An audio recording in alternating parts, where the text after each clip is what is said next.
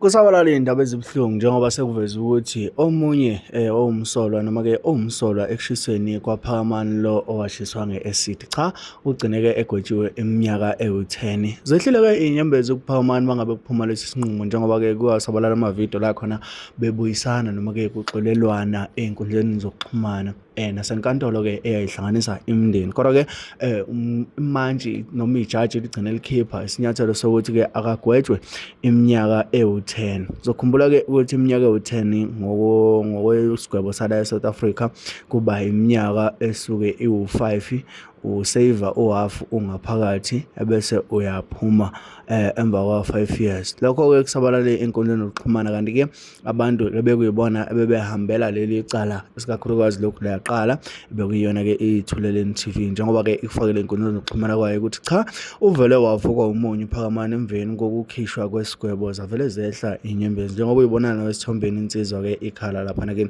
yaphinda futhi yaphosta ukuthi 10 years sentence behind the bars. Usegwetshiwe owashisa uPhakamani Sibiya. Inkantolo isimthole enecala lokuzama ukubulala nokulimaza. Ngalokho-ke inkantolo yibe isikhipha isigwebo seminyaka eyishumi engaphakathi ejele. Lokho-ke kwenza ukuthi kube u-5 years engaphakathi ejele. Mntana sekhaya, angingamosheli isikhathi sakho, angizuvula lakho mayelana nalolu daba njengoba uyibonela-ke ukuthi usisi cha engathi impela usehlale ngaphakathi.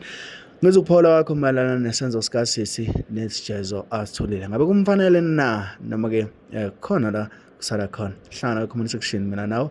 Hlangana comment section, ungakhohlwa ukungibamba evidweni elandelayo. Ngikuthanda ukubhubha.